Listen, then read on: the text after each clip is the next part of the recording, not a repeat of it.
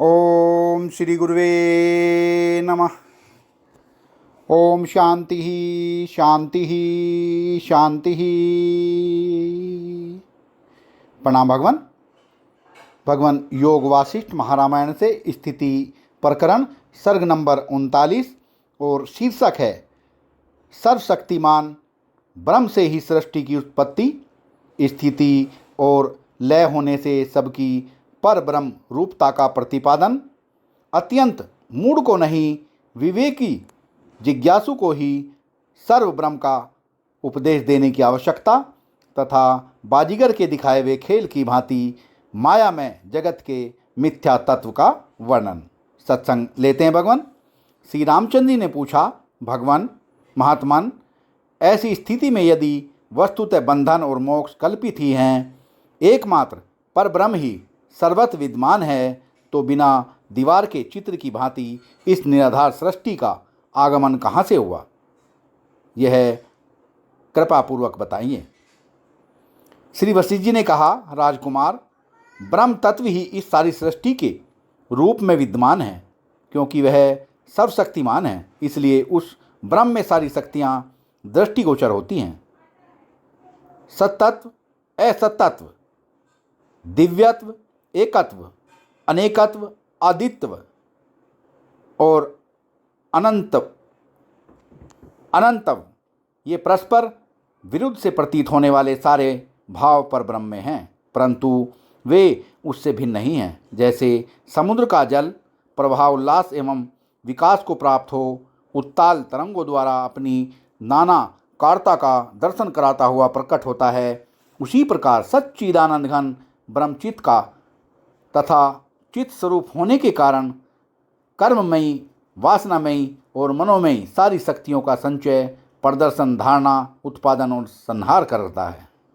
समस्त जीवों की सब ओर फैली हुई सारी सृष्टियों की और समस्त पदार्थों की पर ब्रह्म से ही निरंतर उत्पत्ति होती है।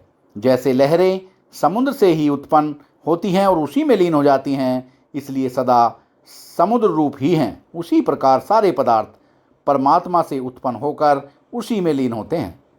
फलतः चिन्मय परमात्मा से उत्पन्न होने के कारण वे परमात्मा रूप ही हैं। निष्पाप रघुनंदन, यह सब निर्मल ब्रह्म ही विराजमान है। यहाँ मल नाम की कोई वस्तु नहीं है। समुद्र में तरंग समूहों के रूप में जल ही स्फुरित होता है, मिट्टी नहीं। रघुकुल तिलक, यहाँ एकमात्र परब्रह्म के सिवा दूसरी किसी वस्तु की कल्पना ही नहीं है। जैसे अग्नि में उष्णता के सिवा और कोई कल्पना ही नहीं है, जिसकी बुद्धि पूर्ण रूप से व्युत्पन्न हुई है, जिसमें आधी समझ और आधी मूढ़ता है, उसे यह सब ब्रह्म ही है, यह उपदेश अच्छा नहीं लगता। वह दृश्यों को उपस्थित करने वाली भोग दृष्टि से सदा दृश्य पदार्थों की ही भावना करता हुआ नष्ट अर्थात तत्व ज्ञान रूप परमार्थ से भ्रष्ट हो जाता है। किंतु जो तत्व ज्ञान रूप परमार्थ दृष्टि को प्राप्त है, उस पुरुष के भीतर विषय भोग की इच्छा नहीं उत्पन्न होती। उसके लिए तो यह सब ब्रह्म ही है, ऐसा समय उचित उपदेश ही उपयुक्त होता है। जिसकी बुद्धि पूर्णतया व्युत्पन्न नहीं है, ऐसे शिष्य को उन सद्गुणों द्वारा शुद्ध करें, जिनमें शम अर्थात मनोनिग्रह और दम अर्थात इंद्रिय निग्रह की प्रधानता हो। तत्पश्चात यह उपदेश दें कि यह सब कुछ ब्रह्म है तथा तुम भी विशुद्ध ब्रह्म ही हो। जो अज्ञानी को अथवा आदि समझ वाले पुरुष को सर्व ब्रह्म अर्थात सब कुछ ब्रह्म है यह उपदेश देता है, उसने मानो उस शिष्य को महान नरक के जाल में डाल दिया। जिसकी बुद्धि पूर्णतया व्युत्पन्न है, जिसकी भोग इच्छा नष्ट हो गई है और कामना सर्वथा मिट गई है, उस महात्मा में अविद्या रूपी मल नहीं है। अतः उसी के लिए सर्व ब्रह्म का उपदेश देना उचित है। जो शिष्य की परीक्षा लिए बिना ही उसे उपदेश देता है, वह अत्यंत मूढ़ बुद्धि वाला उपदेशक महाप्रलय पर्यंत नरक को प्राप्त होता है। ब्रह्म सर्वशक्तिमान, सर्वव्यापी, सर्वगत और सर्वस्वरूप है। यह ब्रह्म ही मैं हूँ यूँ समझना चाहिए।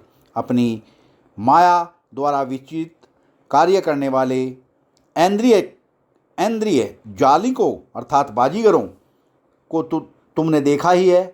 वे माया के द्वारा सत को असत और असत को सत बना देते हैं। उसी प्रकार परमात्मा मायामय होकर भी माया में महान ऐन्द्रिक जाल की तरह बनकर संकल्प के द्वारा घट को पट बनाता है और पट को घट। मेरू के स्वर्ण में तट प्रांत में लहराते हुए नंदनवन की भांति पत्थर पर लता पैदा करता है और कल्प वृक्षों पर प्रकट हुए रत्न के गुच्छों की भांति लता में प्रस्तर पैदा कर देता है तथा आकाश में सुंदर मन लगा देता है। गंधर्व नगर में दिखने वाले उद्यान की भांति उस भावी जगत में कल्पना द्वारा आकाश में ही नगर की रचना कर देता है। आकाश को ही नगर के रूप में दिखा देता है। व्योम की नीलिमा को नष्ट सी करके उसे भूतल बना देता है। गांधर्व नगर के राजमहल में बहुत सी महिलाओं की भांति भूतल में आकाश की स्थापना कर देता है। पद रागमणि के बने हुए लाल फर्श में प्रतिबिंबित हुआ आकाश जैसे आधार की लालिमा से ही लाल दिखाई देता है, उसी प्रकार जगत में जो कुछ है, होगा या था, वह सब ब्रह्म की सत्ता से ही सत सा प्रतीत होता है, क्योंकि ईश्वर संकल्प के द्वारा स्वयं व्यक्त रूप हो विचित्र वेशभूषा को अपनाकर स्वयं अपने आप को दिखलाता है। श्री राम जबकि इस जगत में एक ही वस्तु सब प्रकार से सर्वत्र एवं सब रूपों में प्रकट होती है, सभी रूपों में एक ही सत वस्तु विद्यमान है, तब हर्ष, ईर्ष्या और आश्चर्य के लिए अवसर ही कहाँ है। अतः धैर्यशाली होकर सदा संभाव से ही स्थित रहना चाहिए। जो समता से युक्त है वह तत्वज्ञानी पुरुष आश्चर्य, गर्व, मोह, हर्ष और अमर्ष आदि विकारों को कभी प्राप्त नहीं होता। सत्संग को विराम देते हैं भगवान। प्रणाम भगवान।